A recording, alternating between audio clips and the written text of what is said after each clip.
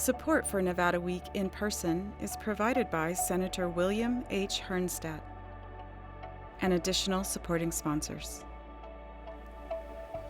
Well, the Global Gaming Expo returned in person to Las Vegas this week. It marked an important turning point for an industry recovering from the pandemic. Well, joining us to talk about the gaming industry, UNLV's role in pushing forward that industry, and the greater university's role in helping diversify our economy, is Bo Bernhard, Interim Vice President of Economic Development at UNLV. He also serves as the Executive Director of UNLV's International Gaming Institute.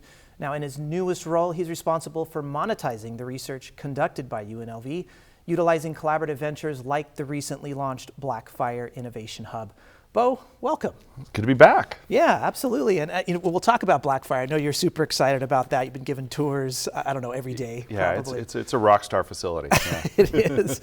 But can we start with room temperature superconductivity for a second? We can. So one of the amazing things, and unfortunately it happened right as other scientific advances like the vaccines came out, but over on Maryland Parkway, just a few blocks away from where we are right now, a scientist named Ash Salamat at UNLV, he's a physicist, he came to us from Harvard, and he achieved room temperature superconductivity. We live in a semiconducting world, and for most of our technological history, that's where we've been, and the big companies are semiconducting companies. Superconducting is something that connotes that you move energy from point A to point B. So all the cords in this place, right, are moving energy from point A to point B with no loss of energy for the first time in human history. Yeah. And so it had happened actually at minus 400 degrees, because of course it involves a loss of heat, but we did it at room temperature just a few blocks away, and it changes everything, literally every device we touch. Everything. So I want to come back to monetizing this research, because it seems like if you have something that's very small, it'd be hard to, the challenge would be in monetizing maybe something like that. But this is universal to everything, which brings on maybe new challenges, being able to monetize research like that. How do you do that? Yeah, it really is a huge challenge, and we have tremendous support from the governor, who mentioned this in his State of the State as an opportunity for us to diversify the economy, right? This is something that could be as big as, of course, our big industry is, because it touches every industry and every device. And so, yeah, that's our job at this point, is taking that science, translating it first into a product, and then commercializing that in a way that benefits the world. Let's talk about diversifying our economy more. So as you said, our big industry central is, of course, gaming and hospitality. You have said that Las Vegas presents, and that industry, a great jumping off point for, quote, degrees of separation in economic development and growth and diversification. What do you mean by that, first off? So it's kind of like the 6 degrees of Kevin Bacon thing, if you're familiar with that, where you can connect any actor to Kevin Bacon through like 6 connections, right? So we'll take the Strip, right, as our jumping off point. The Raiders represent 1 degree of economic diversification. They're taking full advantage of the 150,000 hotel rooms, the massive infrastructure that gets 42 million visitors here every year. But they are an entirely new industry that represents 1 degree of diversification. However, they're close enough that they still got pretty beat up by COVID, right? Which is what we're looking to do, is become more resilient, more robust. However, from the Raiders, you get industries that diversify from that, like sports medicine, right? We have a brand new medical school at UNLV. This is one of the areas our kinesiology department works very closely with our med school on, and that represents sort of 2 degrees of diversification. And then you get robots that help the sports medicine approaches, right? And by the time you get to robots, you can't even see the Strip from there, right? However, no industry has diversified alone. Each of those diversification moments happen with the support of existing businesses, existing infrastructure. So it's not just like planting a seed out in the desert and hoping that it grows. Yeah, it makes sense. But I mean, what synergy do we have as a state? When we usually talk about economic diversification, we think of manufacturing, right? We think of what was going on maybe in Apex and bringing a new industry here and diversifying that way. This makes a lot more sense. Is the state on board? I think we are. I think we all got on board when the lights literally went out on the Strip during COVID, right? I don't know if you did what I did, where there were days, of course, where you could drive the Strip and it looked like a zombie movie. Rode a bike down the street. And it was visceral, right, for all of us who live here.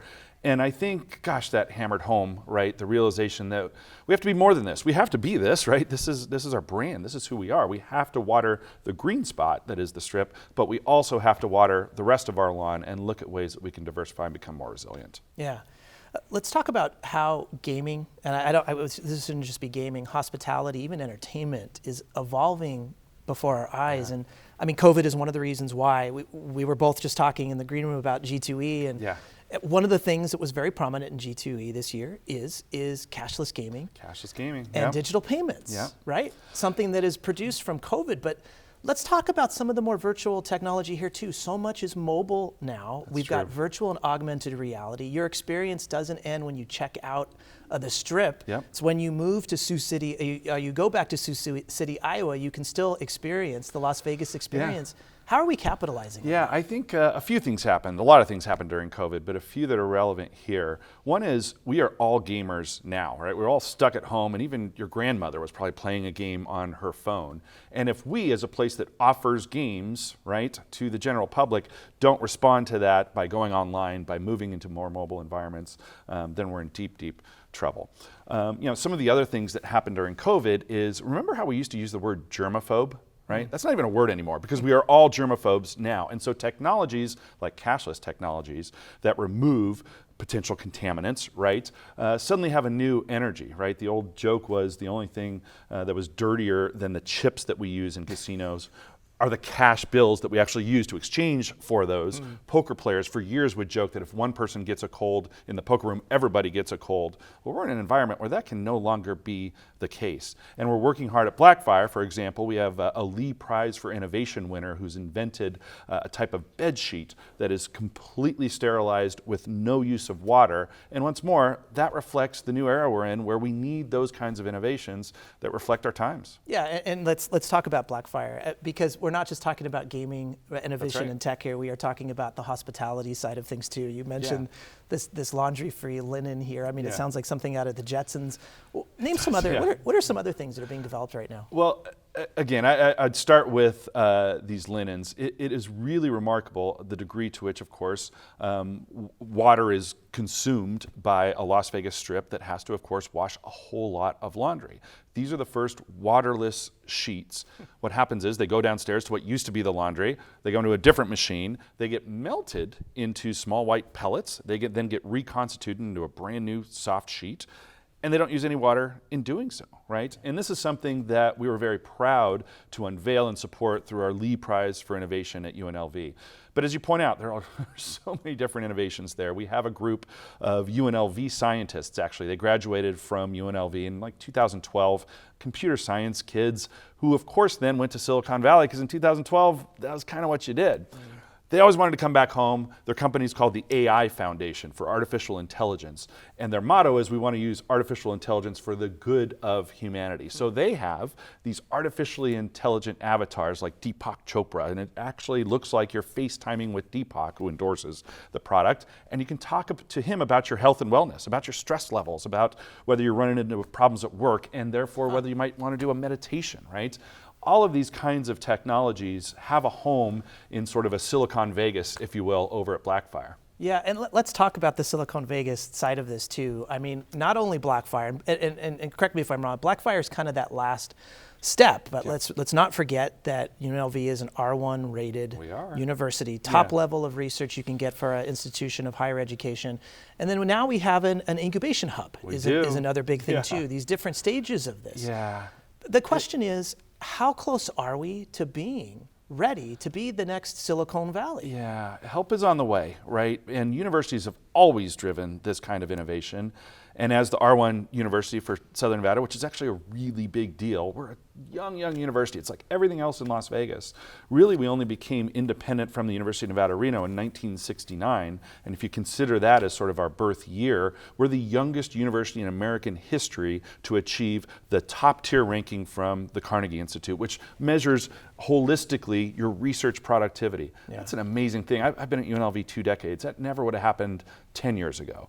But now that we do have this engine, there are so many ways that this benefits our community, right? I think a lot of folks enjoyed the benefits by taking advantage of our testing and vaccine services. We have a brand new medical school, an awesome nursing program, and the folks who went through the UNLV services saw the real, obviously in the trenches, day-to-day benefits of having one of those in your backyard. So having all these different academic fields, we're not just in ivory towers divorced from our communities, we're able to contribute, hopefully, solutions to the problems of our day. Yeah. I want to talk a little bit more personal here. You are a fifth generation Nevadan. I'm which statistically weird. You are. There aren't very many of you around. Guy. You are. You're a unicorn. You really, really are here. That's a nice way to put it. But I was doing the math, right? I mean, 5 generations goes back to like the time of Fremont, and I got to ask, was there a Bernhard that was maybe dragging the Fremont cannon from Oregon to that's funny. Southern Nevada? I don't think we did anything important, but from an innovation standpoint, we actually arrived here before the invention of air conditioning, which either makes you super gutsy or super dumb, right? But that's an illustration, right? Without the invention that is air conditioning, right? For most of human history, we obviously didn't have that. Yeah. This valley was largely uninhabitable, at least by large numbers of individuals, right? And so it goes to show you, of course, how this is a place that's always benefited from inventing the next and hopefully creating new rides at our amusement park in Las Vegas Boulevard, but also new kinds of lives out in our community. Yeah, a great reference point. Let's talk about some others too. I mean, you do have, maybe because your roots are so much more formally rooted in Nevada itself. Yeah. I mean, the depth and breadth you might have. Give us some other perspectives, that maybe we don't hear from somebody that is a 5th generation Nevadan.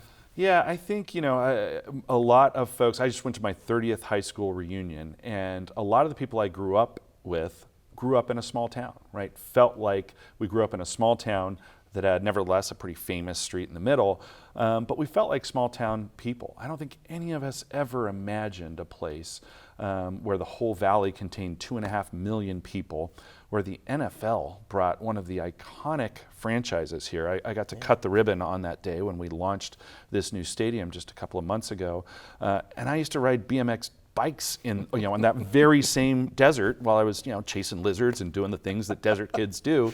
Yeah. And I think it must feel the same for folks who grew up in Shanghai, right? You look at these photos of Shanghai where it's like 20 years ago it was largely flat, and now it's all towers, right? Yeah. The dizzying pace of change is something that you just don't see anywhere else. And you can either get excited about it or you can be a little daunted by it. And we had both at my high school reunion, actually. It was interesting. Many folks moved away. But still, that small town feel is still, I mean, we're still very well connected. Yes. We're still very accessible. Yes. It's interesting how that still is in our DNA.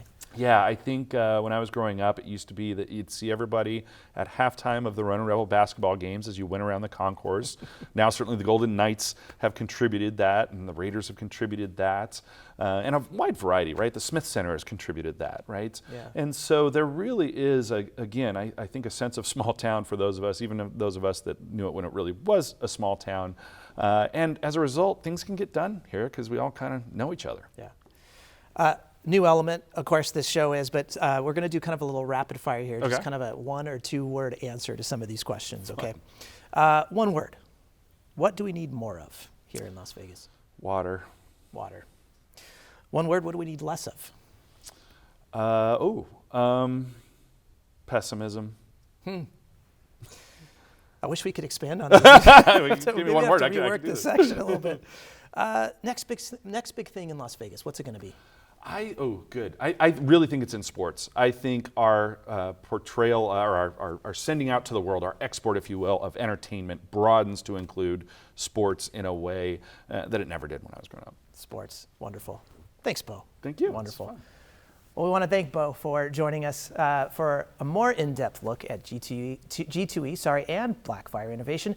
Check out Nevada Week at 5:30 p.m. Sunday or 7:30 p.m. Tuesday night, right here on Vegas PBS. You can also find us anytime on vegaspbs.org/Nevada Week. Also, follow us on Facebook and Twitter at Nevada Week. Thanks a lot.